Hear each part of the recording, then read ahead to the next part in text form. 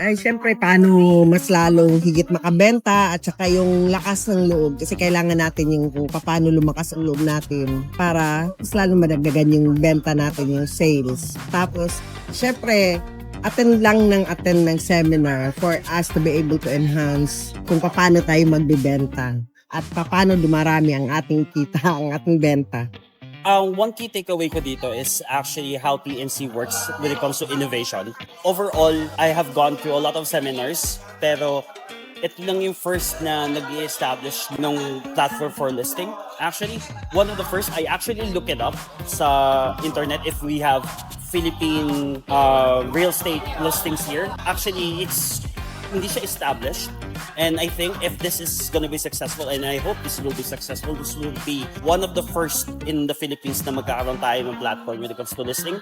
Not only it will help customers or clients, but also kung paano yung game plan ng mga brokers and agents in the Philippines too. It's like the speaker said, it's all about service. Natutunan ko yung mga pagiging, talaga yung tunay na kailangan ng mga pagiging ahente.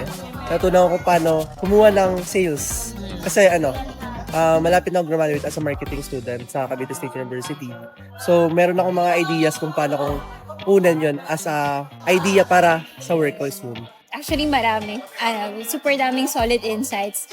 Just like how you be aggressive when it comes to selling, as well as you better know your market, as well as syempre ito, the utilization of the TNC Properties platform, which is very good, very smart, at the same time for now is free. So you better try it. Thank you. Yung ating online na pagbebenta, mas malaki yung maitutulong kasi sa pagiging agent namin.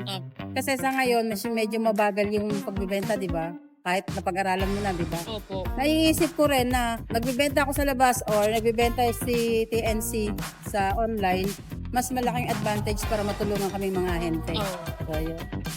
Dapat kung nagbebenta tayo, alam natin yung mga produkto na ating binebenta at dapat lagi tayong positibo pag nag-aalok tayo o nakikipag-usap tayo sa ibang tao. Positibo lahat dapat ang nasa isip natin para tayo ay mapabenta. Maganda experience para sa akin ang pakikinig sa seminar na ito dahil marami naman ako natutunan na pwede kong magamit sa pag-aahente.